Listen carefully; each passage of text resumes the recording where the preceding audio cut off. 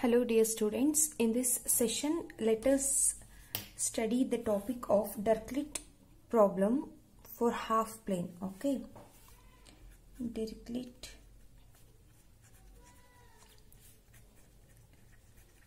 problem for half plane. Here we are considering the upper part of the half plane. Half plane in the sense it should be either upper part or the lower part. We are choosing upper part. That means our boundary condition is such that if you use the boundary condition and draw geometry for that, you will get the positive part or upper part of the circle, or you can say it as a semicircle. Okay. Since we are solving our Laplace equation, the given PDE will be the Laplace equation. Del square u is equal to 0 means dou square u by dou x square plus dou square u by dou y square is equal to 0. Here your x is varying from minus infinity to plus infinity and y is varying from 0 to infinity. Okay.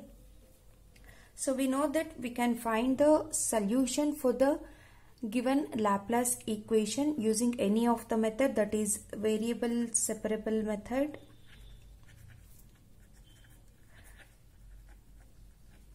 or we can use integral method, that is integral transform method.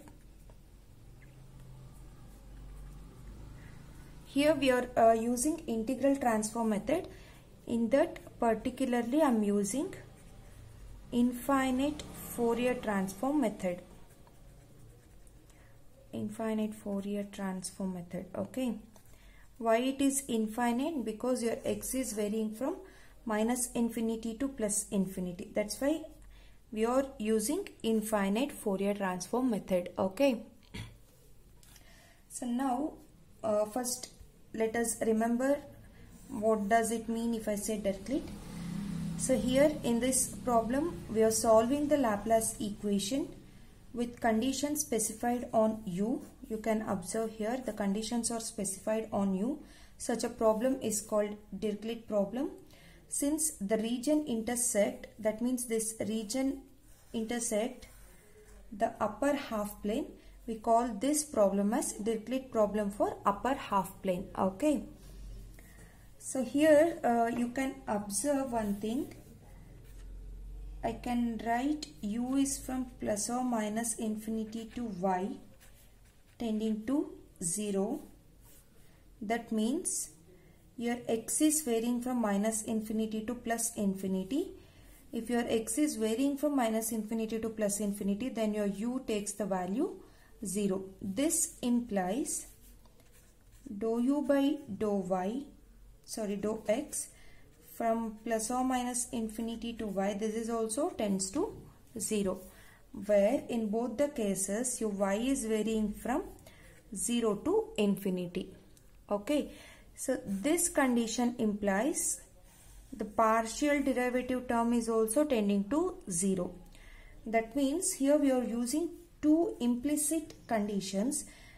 That means we are assuming two implicit conditions in order to solve this problem using infinite Fourier transform method.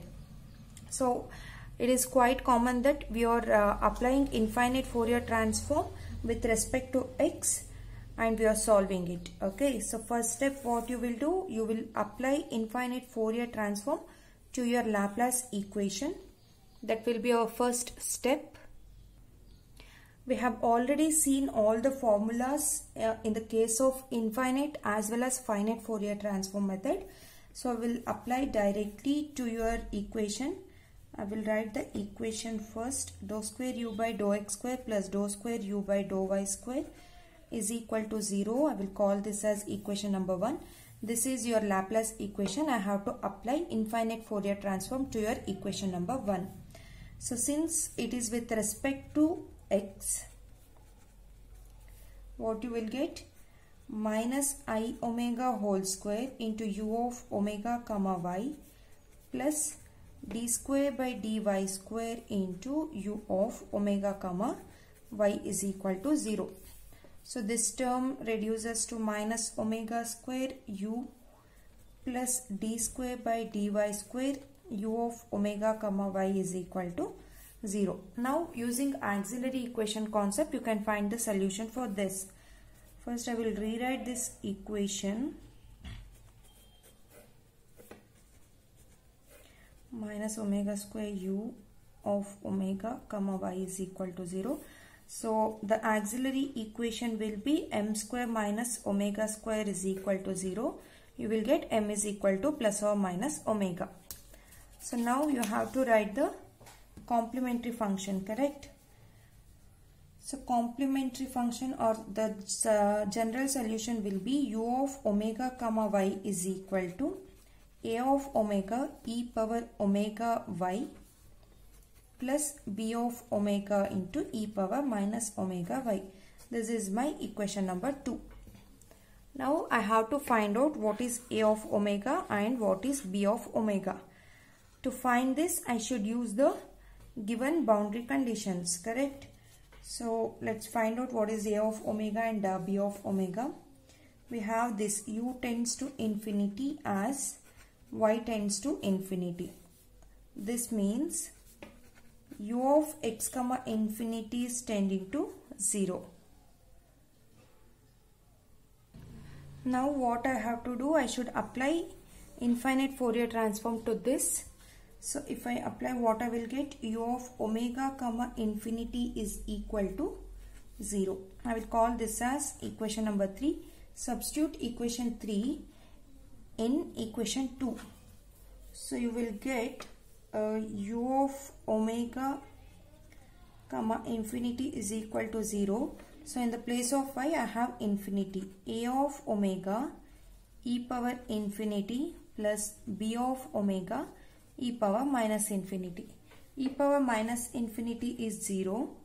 E power infinity is infinity itself. So you will get 0 is equal to a of omega into infinity. This implies a of omega is equal to 0 by infinity is 0.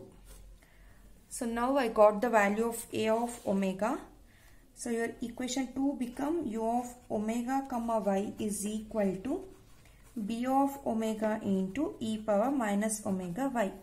So now we have one more condition, that is u of x comma 0 is equal to f of x. Using this condition, I have to find out what is b of omega. So b of omega, the condition is u of x comma 0 is equal to f of x. Apply infinite Fourier transform to this. You will get u of omega comma 0 is equal to f of omega. Substitute this in this equation. You will get the value of b of omega. So if you substitute, what you will get? In the place of y, I have to substitute 0, correct? So f of omega is equal to b of omega into e power, it will be 0. So e power 0 is 1. That means b of omega is equal to f of omega. Now substitute this value here. You will get u of omega comma y is equal to f of omega into e power minus omega y.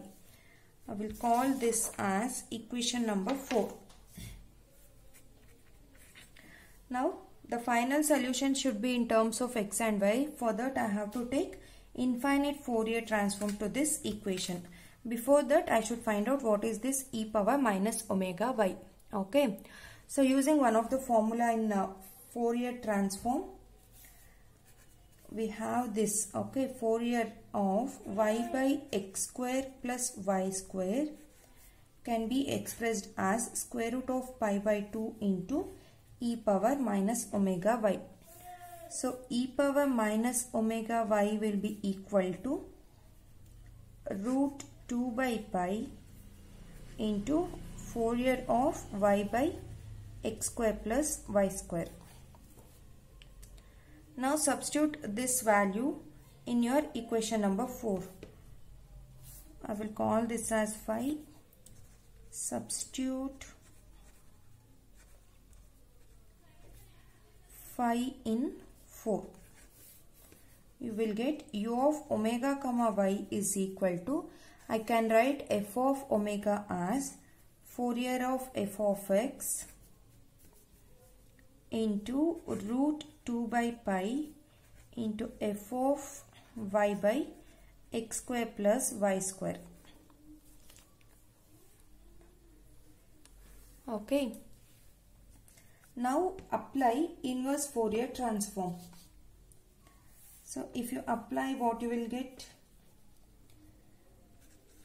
Inverse Fourier transform.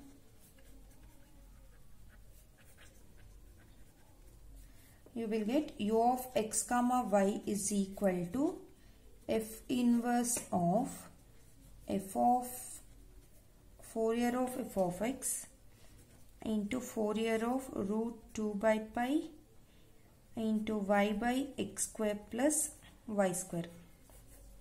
So I have applied inverse Fourier to all the terms. Again, using the formula, I will write the solution directly.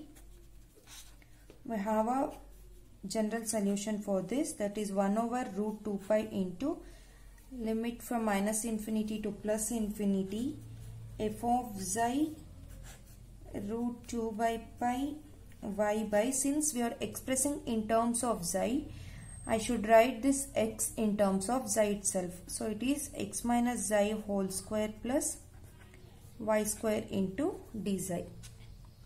Okay. Now, as xi tends to infinity, you will get u of x comma y is equal to y by pi.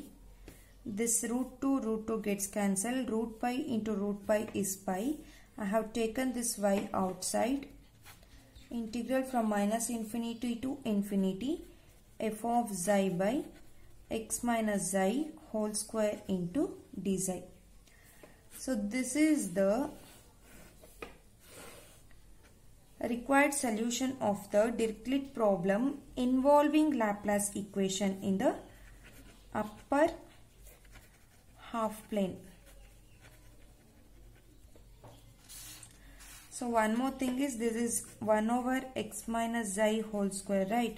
This is in the form of a minus b whole square. So you will get x square plus xi square minus 2x xi. Since we are considering xi is tending to infinity, 1 over infinity is 0. 1 over 2 into x into infinity is again 0. So we will get x square itself. That's why we are expressing x in terms of xi. Okay. So this is all about Dirichlet problem for half plane. In the next session, we will study what does it mean if I say Dirichlet problem for circle.